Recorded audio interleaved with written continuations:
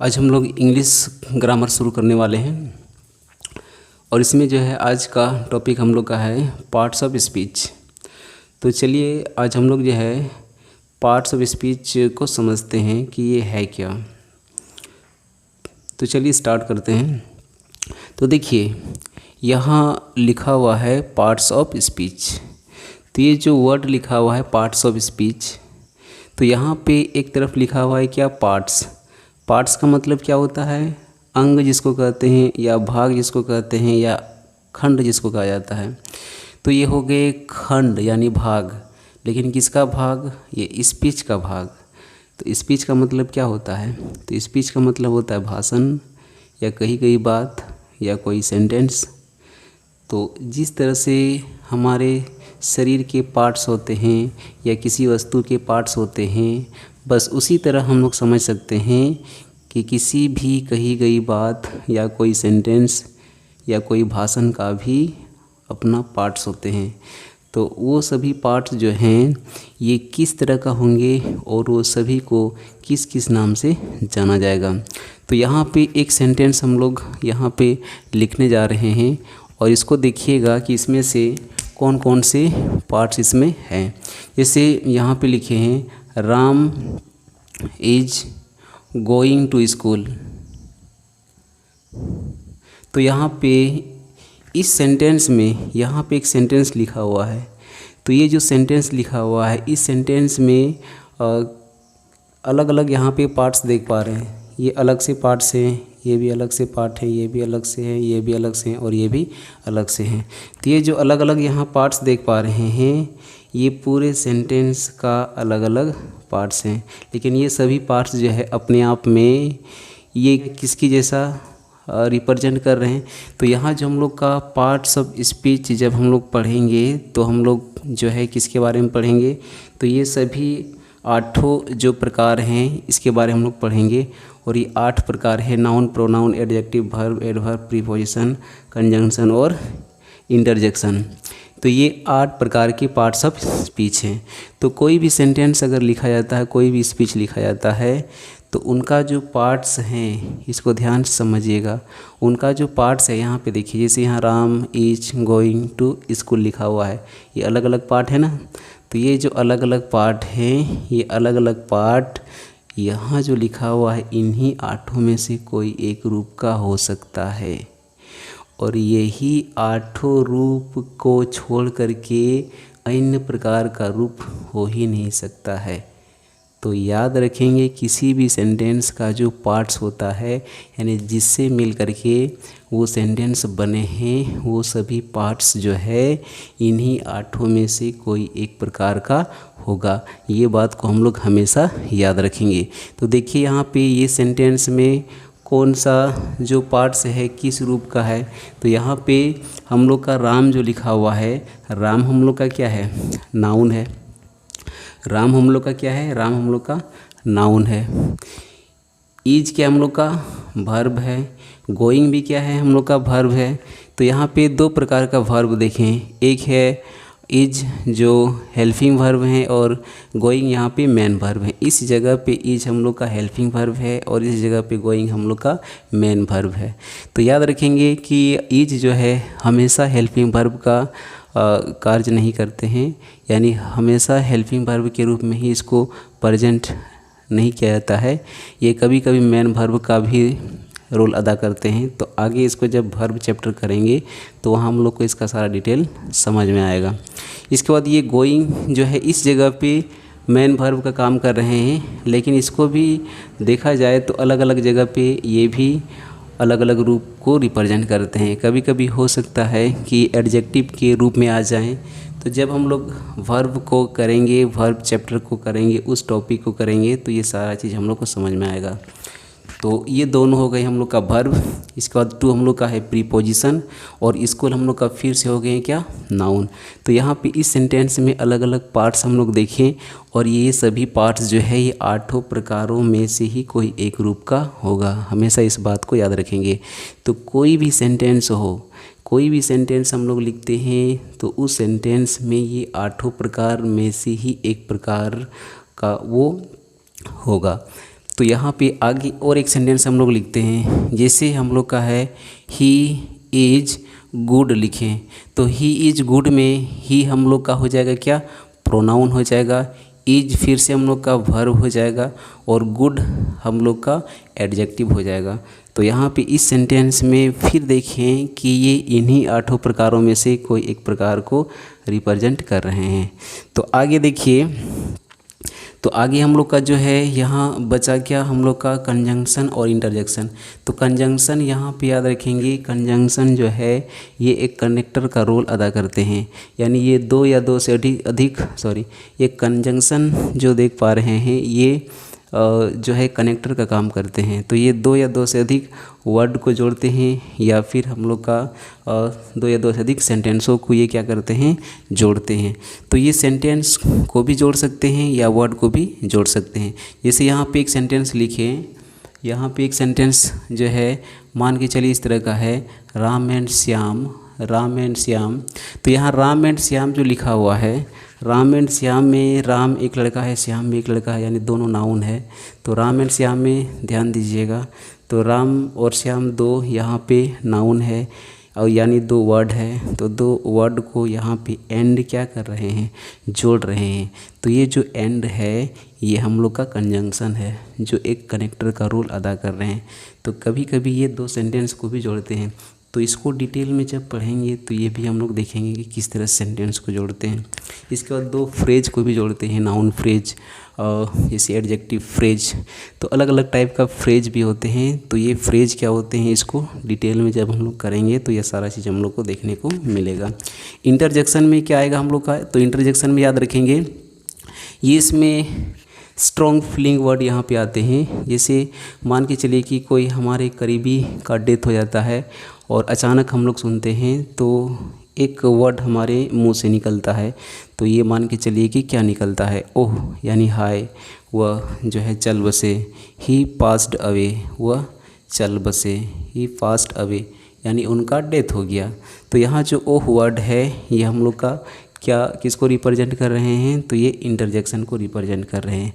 तो इसका मतलब समझा जाए तो यहाँ पे अंग्रेजी ग्रामर हम लोग पढ़ रहे हैं तो इसी का बात हम लोग करेंगे। तो यहाँ पे जो भी अंग्रेजी ग्रामर में जो भी वर्ड को लिखा जाता है या सेंटेंस को लिखा जाता है तो एक बात हमेशा याद रखना है कि जो भी सेंटेंस है या जो भी वर्ड है या वो वर्ड जो है या फिर नाउन होगा या फिर वो प्रोनाउन होगा या फिर एडजेक्टिव होगा या वर्ब होगा या एडवर्ब होगा या प्रीपोजिशन होगा या कंजंक्शन होगा या इंटरजेक्शन होगा, ये आठों को छोड़ करके हम लोग का दूसरा कुछ हो ही नहीं सकता है। तो ये बात को याद रखेंगे और यही जो आठों रूप है पूरा इंग्लिश ग्रामर इसी में पूरा ख़त्म है। यानी जो भी सेंटेंस का जो भी वर्ड है ये आठों प्रकारों से ही मिल करके बना है। तो ये हम लोग का हो गया क्या, पार्ट्स ऑफ स्पीच। अब इसका डीप में जब हम लोग जाएंगे तो नाउन के अलग अलग टाइप देखने को मिलता है। उसमें हम लोग वर्ब एग्रीमेंट को हम लोग समझेंगे, यानी सब्जेक्ट वर्ब एग्रीमेंट को समझेंगे तो इसके बाद नाउन को हम लोग देखेंगे। तो नाउन में जो है इसका कहाँ कहाँ इसका प्रयोग किया जाता है, किस तरह से होते हैं, इसको सब्जेक्ट के रूप में रिप्रेजेंट कर सकते हैं कि नहीं, ऑब्जेक्ट के रूप में रिप्रेजेंट कर सकते हैं कि नहीं। तो अलग अलग हम लोग एडजेक्टिव का रूप कहाँ होंगे, वर्ब का रूप कहाँ होंगे, एडवर्ब, प्रीपोजिशन, कंजंक्शन और इंटरजेक्शन। तो ये हम लोग का पार्ट्स ऑफ स्पीच के बारे में यहाँ पे देखें। अब ये पार्ट्स ऑफ स्पीच में हम लोग समझ गए कि जो भी सेंटेंस लिखा हुआ रहेगा, जो भी अंग्रेजी का जो वर्ड हो या सेंटेंस हो, कुछ भी अगर हम लोग लिखते हैं तो वो हर एक वर्ड जो है उसका एक अपने आप में एक आइडेंटिफिकेशन होता है, उसका एक पहचान होता है। तो उसको किस नाम से पहचाना जाएगा, तो ये हमेशा याद रखना है कि ये आठों का आठों प्रकार में से ही कोई एक नाम से उसको पहचाना जाएगा। तो जो भी अंग्रेजी का वर्ड होगा ये आठों में से ही कोई एक प्रकार का होगा। इस बात को हम लोग हमेशा याद रखेंगे। तो कभी कभी जो है इस तरह का आठों जो प्रकार है हम लोग सिंपल जो वर्ड लिखा हुआ रहता है उसको हम लोग आसानी से पहचान लेते हैं कि ये वर्ब है, एडजेक्टिव है या फिर हम लोग का कंजंक्शन है या फिर अलग अलग का जो टाइप हम लोग देखें तो इसको आसानी से पहचान लेते हैं। कभी कभी सेंटेंस जो है इस रूप में रहते हैं कि इसको हम लोग पहचान नहीं पाते हैं कि ये है क्या। जैसे ही इज रनिंग, तो ही इज रनिंग में रनिंग हम लोग का मेन वर्ब है, इज हम लोग का इस जगह पे हेल्पिंग वर्ब है। तो यहाँ तो हम लोग समझ गए कि ये वर्ब है, लेकिन यहाँ पे देखिए यहाँ पे रनिंग लिखा हुआ है, तो इस जगह पे जो रनिंग है ये वर्ब का काम नहीं कर रहे हैं। तो यहाँ पे आगे जो है हम लोग समझेंगे कि वर्ड उसका फंक्शन के अकॉर्डिंग, यानी कोई भी वर्ड जो है उसका फंक्शन के अकॉर्डिंग उसको जो है पहचाना जाएगा। वो जिस तरह से काम करेंगे, जिस तरह से वर्क करेंगे, उसी के अकॉर्डिंग उसका नाम भी होगा, यानी काम के अकॉर्डिंग उसका नाम होगा। तो यहाँ पे इस जगह पे I saw a running dog देख पा रहे हैं। तो यहाँ पे अगर बोला जाए कि 8 प्रकारों में से कौन किस रूप में है, तो यहाँ पे हो सकता है बहुतों को प्रॉब्लम हो सकता है, और इस तरह का ही सेंटेंस हमें एग्ज़ाम वगैरह में दिया जाता है और हम लोग उस चीज़ को पहचान नहीं पाते हैं। तो देखिएगा यहाँ पे हम लोग का आई क्या है, प्रोनाउन है, सो क्या है हम लोग का वर्ब है, ए क्या है, तो ए हम लोग का आर्टिकल है, जो इसके अंतर्गत हम लोग पढ़ने वाले हैं, एडजेक्टिव के अंतर्गत ही डिटरमाइनर करके इसको जो है हम लोग पढ़ने वाले हैं। आगे हम लोग का है रनिंग। तो यहाँ रनिंग को देखिएगा, तो रनिंग जो वर्ड है ये वर्ड हम लोग याद रखेंगे। यहाँ पे लग रहा है कि कोई वर्ब यहाँ पे है, यानी वर्ब का काम कर रहे हैं, लेकिन इस जगह पे रनिंग जो है वर्ब का काम नहीं कर रहे हैं। यही तो हम लोग को इस तरह का ही वर्ड हम लोग को समझना है, इस तरह का सेंटेंस ही हम लोग को समझना है। तो जब हम लोग डिटेल में पढ़ेंगे तो ये सारा चीज़ हम लोग अच्छे से करेंगे और सारा चीज़ को पहचानते हुए आगे बढ़ेंगे। तो इस जगह पे रनिंग जो है यहाँ पे एडजेक्टिव का काम कर रहे हैं। तो इसको जब डिटेल में पढ़ेंगे तब हम लोग को जो है समझ आएगा कि ये वास्तविक में एडजेक्टिव के रूप में किस तरह से काम करते हैं। तो कोई भी एक वर्ड जो है ये नहीं समझेंगे कि वो जैसे रन मीन्स होता है दौड़ना, तो दौड़ना को जो है ये हमेशा याद नहीं रखेंगे कि ये इसका मीनिंग हमेशा दौड़ना ही देगा। ये कभी कभी ये जो है वर्ब के रूप में आ सकते हैं, कभी एडजेक्टिव के रूप में आ सकते हैं, कभी ये नाउन बन सकते हैं। तो इस जगह पे जो रनिंग है ये एडजेक्टिव का काम कर रहे हैं और ये डॉग हम लोग का नाउन है, ठीक है। तो ये एडजेक्टिव हो गए। अब यहाँ पे हम लोग देखें कि ऑनेस्ट मीन्स तो होता है ईमानदार, यानी ये हम लोग का एडजेक्टिव है। ऑनेस्ट मीन्स क्या होता है, ईमानदार होता है। हम लोग अगर इस तरह से याद करके रखें, ऑनेस्ट मीन्स होता है ईमानदार, यानी ये एडजेक्टिव है। लेकिन इस जगह पे जो ऑनेस्टी लिखा हुआ है, ये ऑनेस्टी हम लोग का जो है एडजेक्टिव नहीं है। इस जगह पे यानी यहाँ पे जो पोजीशन है, किसी भी सेंटेंस का जो सब्जेक्ट होता है वो सिर्फ़ और सिर्फ नाउन या प्रोनाउन, ये दोनों में से ही कोई एक वर्ड को लिखा जाता है। तो यहाँ पे ऑनेस्ट, अगर ऑनेस्टी लिखे हैं तो ये हम लोग का एडजेक्टिव नहीं है, बल्कि एक नाउन के जैसा यहाँ पे इसको रिप्रेजेंट किया गया है। अगर यहाँ पे ऑनेस्ट लिखेंगे तो फिर ये गलत हो जाएगा, लेकिन कैसे गलत होगा ये इसको हम लोग डिटेल में समझेंगे। क्योंकि ऑनेस्ट वर्ड एक क्या है, एक एडजेक्टिव है, और एडजेक्टिव कभी भी सब्जेक्ट नहीं बन सकता है। सब्जेक्ट बनेगा तो सिर्फ और सिर्फ नाउन और प्रोनाउन। तो इस जगह पे लिखने के लिए ऑनेस्ट को हम लोग को बनाना पड़ेगा क्या, ये नाउन बनाना पड़ेगा। ये प्रोनाउन तो नहीं बन सकता है, क्योंकि प्रोनाउन किसको कहेंगे, नाउन के बदले में जो वर्ड लिखा जाता है उसको प्रोनाउन कहा जाता है। तो इस जगह पे हम लोग का जो है ऑनेस्टी ही परफेक्ट वर्ड है, और ये हम लोग का नाउन के रूप में इसको रिप्रेजेंट किया गया है। तो this is the right word for this sentence. It means honesty is the best policy. Honesty यानी ईमानदारी एक अच्छी नीति है, ये हम लोग का लिखा हुआ है। अब यहाँ पे एडजेक्टिव के रूप में रनिंग को देखें। आगे रनिंग को जो है यहाँ वर्ब के रूप में देखा गया, या एडजेक्टिव के रूप में रनिंग को देखा गया। अब यहाँ ये जो रनिंग देख पा रहे, running is good for health, तो इस जगह पे जो रनिंग है ये हम लोग का नाउन के रूप में कार्य कर रहे हैं, क्योंकि किसी